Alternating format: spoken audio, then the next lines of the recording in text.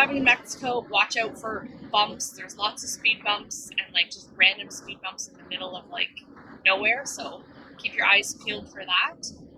And then just coming out of the border, once you get out of town, the highway, for the first while, it's like there's no lanes. It's just kind of a free-for-all. It's sort of 3 lanes-ish. Super stressful, because basically it's a giant free-for-all. And you also have to watch out for cyclists on the side of the road. Or people picking up garbage or selling things or walking or, yeah. So yeah, the passing lane shoulder driving thing here is pretty neat in that you can drive like in the main lane or you can move over to the shoulder, but you need to move over to the shoulder if someone coming from behind is going to pass. Or if you know you're just driving a little bit slower, then you can just kind of drive in that shoulder lane.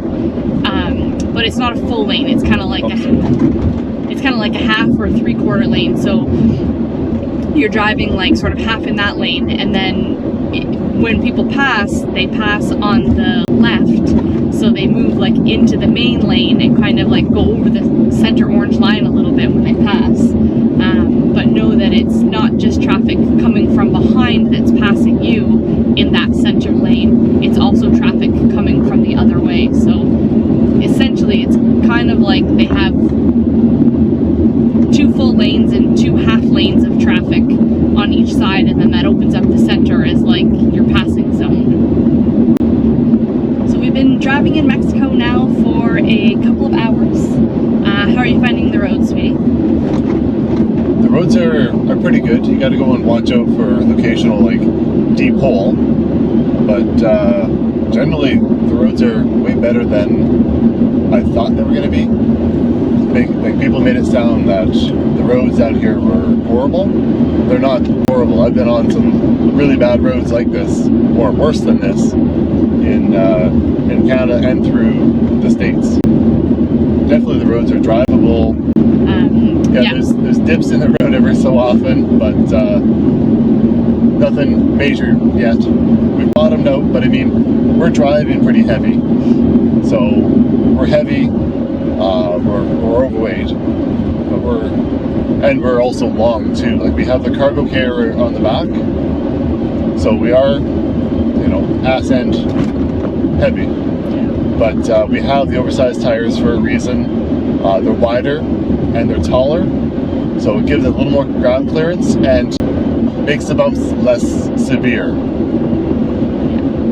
Well, I mean, we are a little bit heavy, but like we're not ridiculously heavy like if say we were a vehicle with 4 adults in it and their stuff, like because we only have the 2 dogs, which together they weigh like 100 pounds. So I mean, it's just, yeah.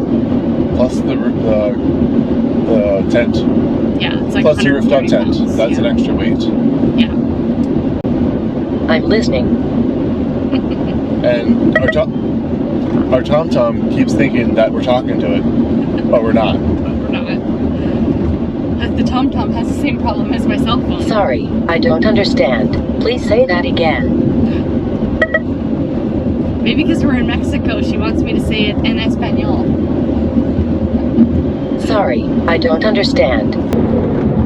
So we're just outside of Tampico, Mexico, and we just got on our first toll road, the 180, and it cost us 35 pesos, which is a couple dollars. We think it's $2. Canadian or US?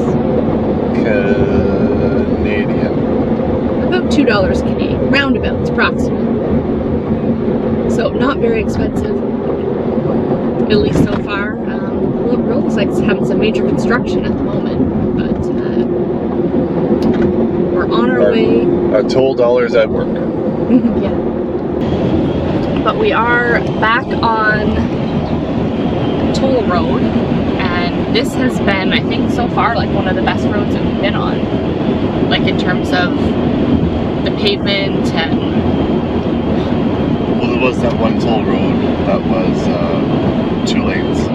Oh, that's right. That one, the pavement was pretty good, right? That was good. Yeah.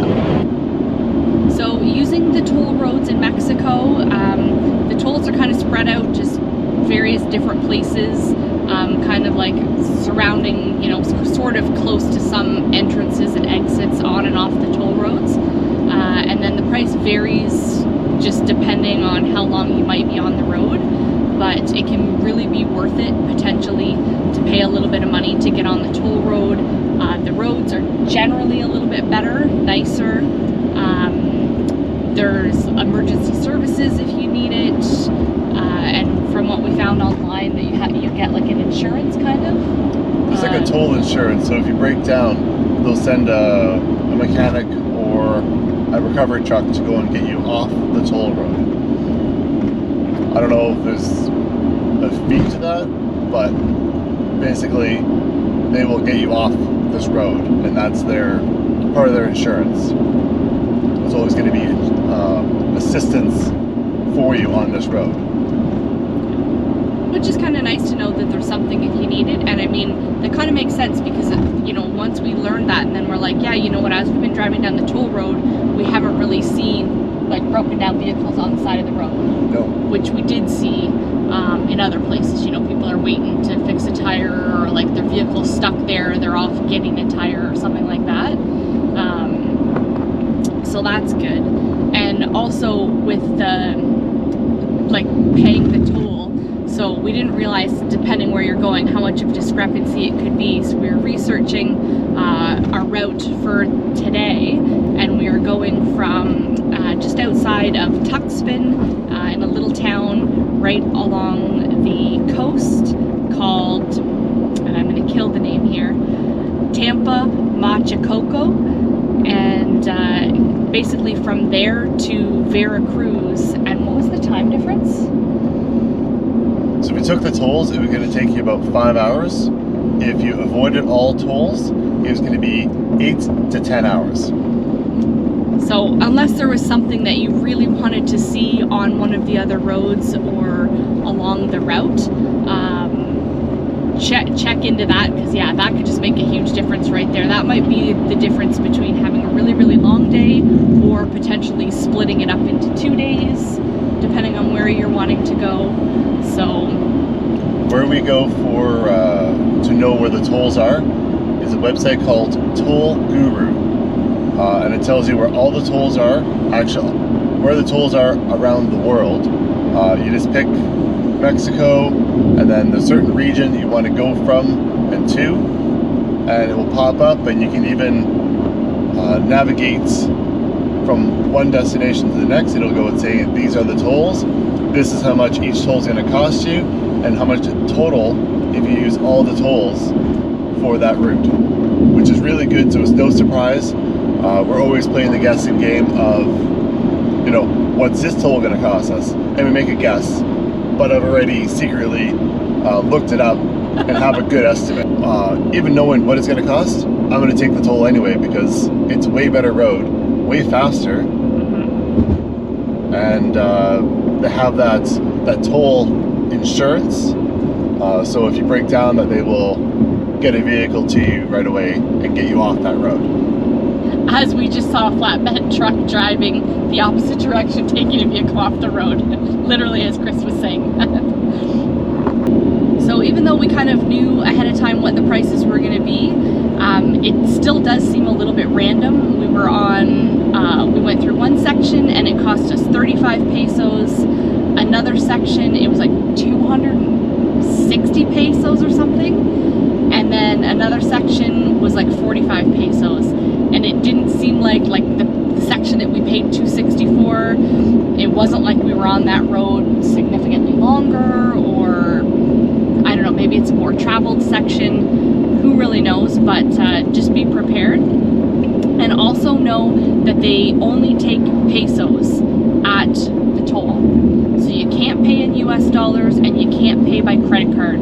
So make sure that you find an ATM and you have cash to pay the toll, but it is a good place. They can make change there, so they will give you change whatever you give them. And if you have been to the bank machine and you've got all larger denominations and you're looking for some smaller denomination pesos, giving them like a 500 peso bill at the toll is a good way to get some change for later.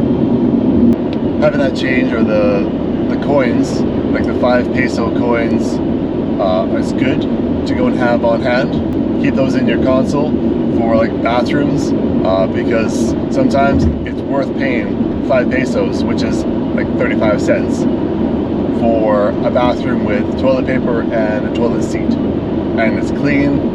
One thing that we noticed on toll roads is there's not much police, so doesn't encourage you to speed. We're definitely not speeding. We're going under the limit because we're carrying quite a bit of weight here, but it doesn't look like there's any police, but there is a lot of emergency phones here and there if your cell phone doesn't work. What we also noticed is there isn't very many fuel stops along the way, so you're kind of out in the country, beautiful road, but make sure that you have enough fuel to get from one toll station to the next, because there might not be a gas station for 100 kilometers or 150 kilometers on that toll road. So it seems like near some of the toll booths, either just before or just after, there is a restroom, not a gas station necessarily, but just like a bathroom stop. We haven't stopped there yet, but assuming you probably have to pay 5 pesos for those, which would be fine. But like Chris said, definitely don't jump on the toll, when you're low on fuel. And then when you do see that next gas station, be sure to get gas, because it could be a while before the next one. And then also with the toll, there are exits to get off, but it's taking you a fair distance before there's an exit. So it's not even like, oh, well, I'll just jump off at the next town and get gas. The kind of idea with the toll is kind of like it's the express route, and it's only letting you off at kind of some of the major points. So just be aware of that.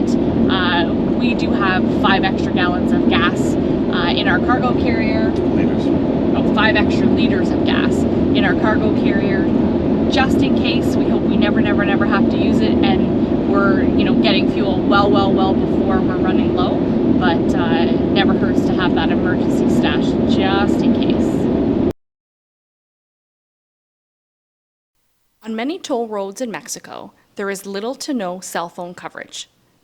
The good news is that there are emergency phones at regular intervals along the route, typically about every 2 to 3 kilometers.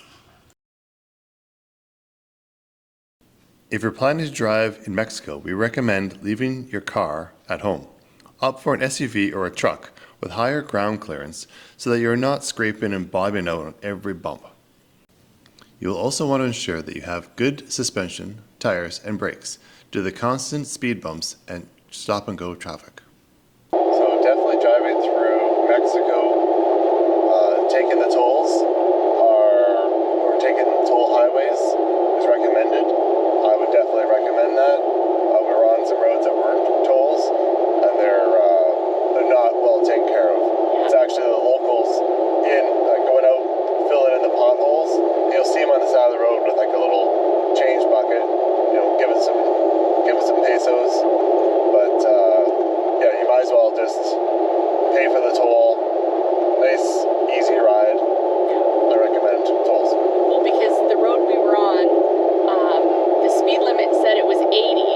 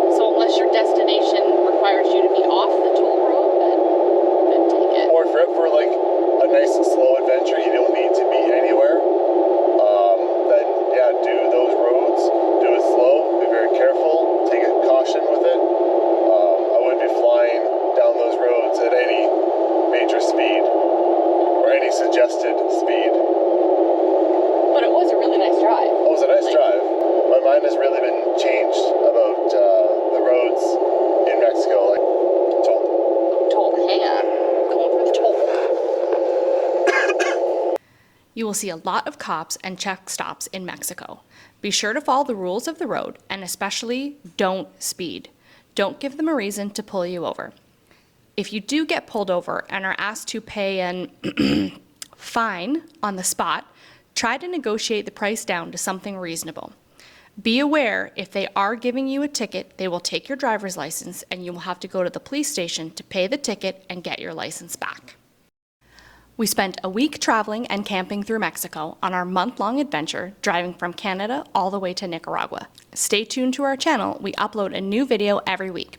We'll see you on the next amazing adventure. And hey, hit that subscribe button if you're not already a part of the Amazing Adventure crew.